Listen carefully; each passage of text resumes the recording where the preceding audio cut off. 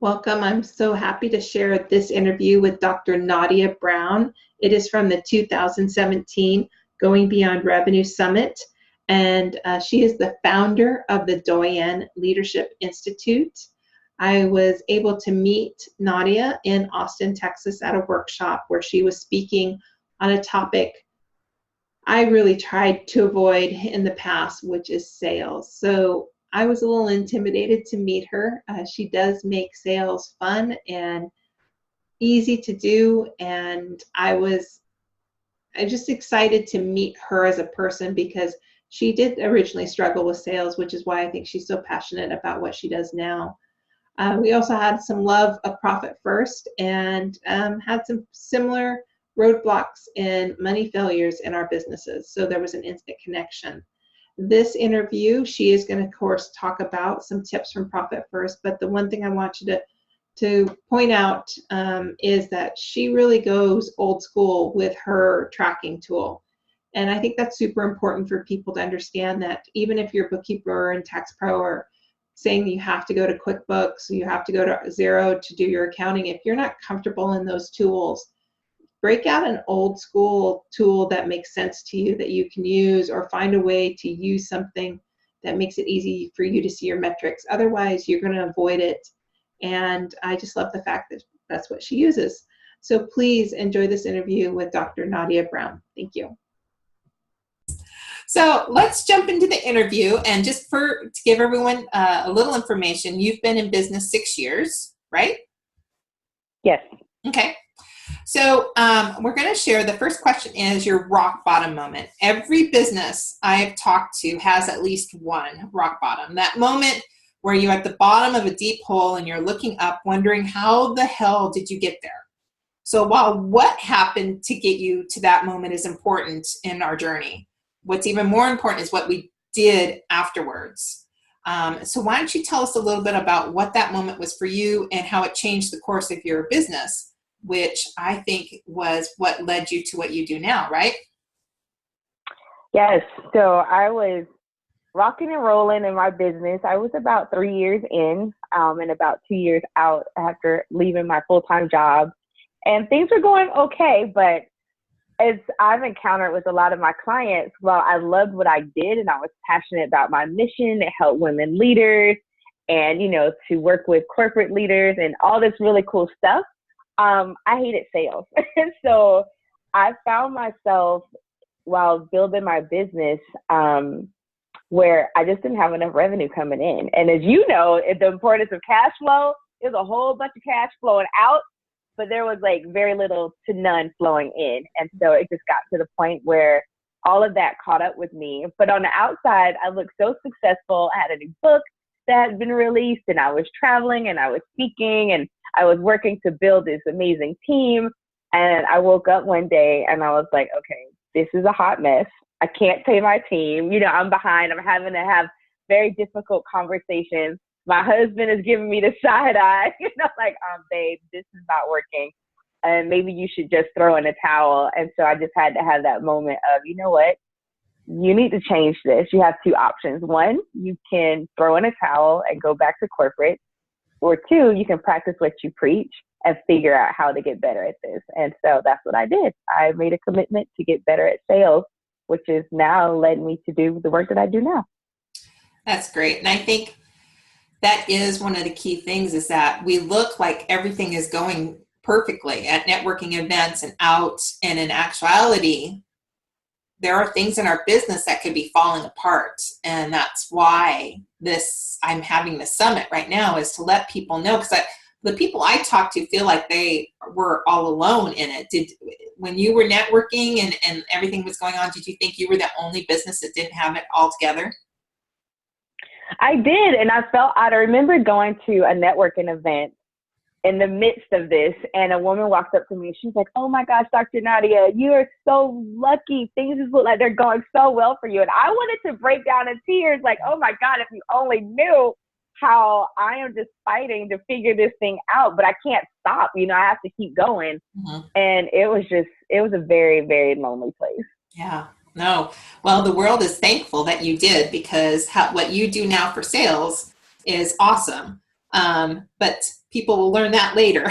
So the next question is about money failures. And I've had many conversations with business owners on investments or expenses they have had in the past that stops them in making similar investments because they have gotten stuck in their own story. And I'd like to know what event you've had where you viewed the investment as a failure or a poor choice and what you learned from that experience. And you had one around marketing. Oh my gosh. So, especially when you don't like sales, you're like, well, maybe I just need to do more marketing because I just want people to buy without having to talk to them. And surely I could figure this out. So, and I learned, like you make these investments to have these tools and technology and you invest to where you want to grow to. And I believe that to a degree, but I took a huge leap way before I was ready. And I invested in HubSpot. Which I will say, I love HubSpot. I think it's the bee's knees, but it was way too big for where I was at that time in my business. So not only did I inherit this commitment to HubSpot and making this investment, and I was locked in for at least a year, but it also came with a hefty investment with a consultant to go along with the HubSpot to support me in that.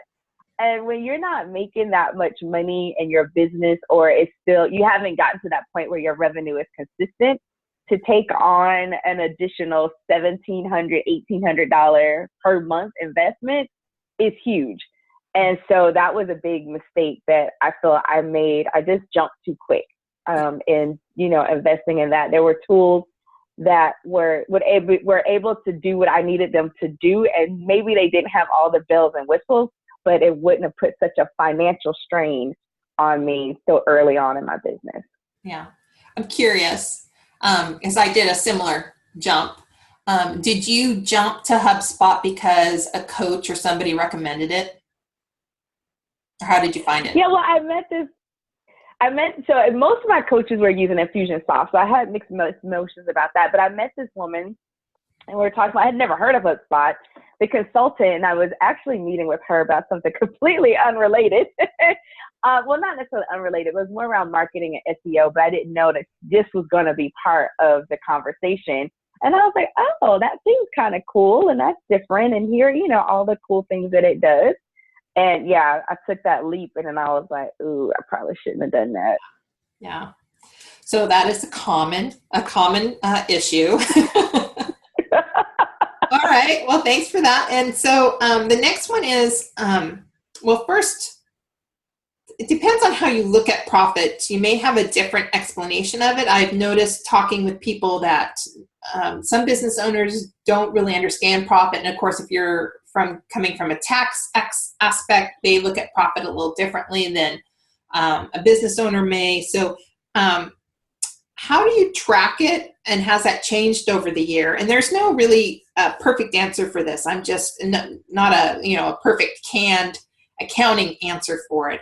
I'm just curious what your definition of profit is, and how do you track it, and has it changed?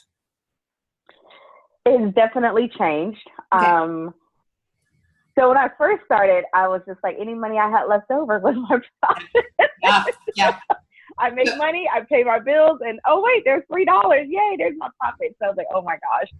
And a couple of years ago, I was introduced to Profit First, and I had a coach that started teaching us about the different buckets and really starting to look at our revenue and our profit differently and putting us first. And it was such an odd phenomenon. I was like, wait, what? Pay me first regardless. Like that was really, I struggled with that for a long time. But it's really cool because now I look at my business completely different. I don't grow to resent it. And my husband doesn't resent my business the way he used to, because it was like everything was second to my business. I am still a spreadsheet girl. I like being able to track money in and money out using my Excel spreadsheets. I am such a nerd that way. And then I just have someone on the tax and accounting side to back me up. But in terms of the day-to-day, every time I make money, I put in a spreadsheet, and I have a spreadsheet to track all of my expenses. Okay, so a spreadsheet and an accounting team to back you up. Yes. And I think that's important is that gives people permission here, listeners, you don't have to be the person that puts the stuff into the accounting. You can always hire a bookkeeper at a later time to fill in the holes and make sure everything's accounted for. And that is a great way that I've shown businesses to save money, is as long as somebody is at least looking at it. To save on taxes, you should have some bookkeeper look at your stuff or put your stuff into some type of accounting tool. That will definitely save money on the tax prep fee, but it also catches a lot of things that might fall through that you didn't catch on your spreadsheet. Right. And now, my team has helped me to make my spreadsheets better, like giving me categories and things, because, I don't think like that. So that it's helped, but it just helps me to kind of keep a tab on it. Because for so long, I didn't look at my money because I was afraid of the numbers. So that really helps. And the other thing I do is I have an accountability partner and my husband. So my income, I share that in Google Docs. So they have access. They want to pop in and see what's really going on. So that was an added layer of accountability that I recently implemented. Oh, well, congratulations. That's big. And thank you for plugging profit first there. Since that's that wasn't planned, but thank you. It's been such a game changer. Yeah. And recently I've had people in different circles it's like the light bulb comes on and people are really, they're so excited about it. So it's a game changer. Yeah. I share in my interview how business changing it was for me, even as an accounting professional. It went from no profit and the hustle and the debt to actually having profit and paying myself. And so it was a big light switch. I will say that the book Profit First is something that people can do themselves if you've never read it. I do think you hit a lot of roadblocks. So if you aren't being coached or have some accountability around it, I suggest getting that so that when the roadblocks do pop up, that you can easily work through them. At least I went through a lot of mindset shifts as I was implementing it in my business and working with it. And I broke every rule. Every rule in the book I broke. And I've lived to tell the tales. So, right, me too. So no shame. Don't be ashamed if you read it or you look at it, you're like, oh my gosh. Yeah, you're in good company. Okay. Thank you. And so we talked about our money failure. So now when you go to make an investment and we've got your profit account set up, what is the process today when you go to make an investment? Do you seek out an investment on a regular basis? Do you plan for it? Do you go through a 3-step process or, that this is the right thing to do at this time? It depends on the amount. So one of the things that my husband and I implemented over the years was anything over a certain dollar amount, we would confer with each other before making that investment. And honestly, at first I thought that was, like he's trying to be so controlling, but I've learned to appreciate that level of transparency, and it just keeps the money drama out of our relationship. So I've implemented something very similar in my business in terms of, if it's over a certain dollar amount, then I definitely want to think about it. I know typically for the next year, things that I would like to invest in. So even as I'm planning for next year, I know that there's certain people I want to bring onto the team. So unlike in years past, when I would have just jumped out there and brought someone on, I really need to think about, how am I going to pay them? And what does that look like? And really taking the time to think it through before making that decision. So those are definitely some of the ways that I adjust. But I really like having a coach so I definitely want to always plan to have a coach to support me as I continue to grow. Yeah, I do agree with that. I think I went 1 year without a coach, and it gets a little loosey-goosey. And the coach is that, even like you're doing your homework right before you meet with them. Right. And some accountability. But I like the part about slowing down, and thank you for playing into my intentional plan part of this summit, is that for us to grow, we need to consider it for the year and to create a cash flow plan, because we can create any revenue that we want to do the growth that we plan for. It's just we have to have some idea of what that might look like. And then so we can work towards that. So thank you. Absolutely. And I think, you know, in years past, what got me in trouble is I would just make these random decisions like, oh, that sounds great. And then at one point I woke up, I had 3 coaches and, you know, all them like, Nadia, what are you doing? So I really needed to learn to have that level of discipline and foresight to think about what I wanted to do before I just jumped in. Great. And so that plays right back into the next question, I think, is, do you have a board of directors who are your business advisors, or and who are on your financials teams? You have a coach. So I'm looking for who supports you, the entrepreneur, the business owner, and who helps you make those decisions. Do you have a little list of people that you have? I do. So I have what I call my council. Okay. So they kind of serve a couple different roles. There's 3 different people on the council. They all have different areas of strength, and we work together as a cohesive unit as we look at my business. But they kind of do some coaching, but a lot of it is just being that support as I take steps towards doing things that scare me, and then being able to talk things out. And like you said, you know, earlier, and thinking about what needs to come next and having that team of people that I can strategize with. One of the key things about my council was I needed people that were supportive of me doing things that might not be status quo. So I didn't want someone that was like, well, that's not how anyone else is doing it. I didn't want that. So everyone on my council supports the fact that Nadia is doing some things that may not look like the industry norm. I recently inherited, I don't know if I hired her or she just told me, I was voluntold that she was going to be working with me, but a health coach, someone to help me because I travel a lot. And as you know, being an entrepreneur sometimes can be very stressful. And that was been a big weak area in my life over the years of just managing my stress and, you know, my overall health and making sure that I can serve at that high level. And so I recently received a call from someone I met and we'd had conversations. And so she's like, I've been following you on Facebook and social media, and I can tell when you're not drinking water and you're not doing this, and I can't, I'm going to, right. And I was like, oh my gosh, this whole, so she's like, we're going to work this out. So that's really exciting. Now I'm ready for that next level in my business. And then I do have an accountability partner. Like I mentioned before, you know, someone with the revenue, someone with just that person that's there. Because sometimes we are required as entrepreneurs to do things that scare the pants off of us. Mm-hmm. And we come up with excuses. We come up with the shiny object syndrome. So I know I was going to build this, but that scares me. So I'm going to go over here and do something that's completely not in alignment with my vision.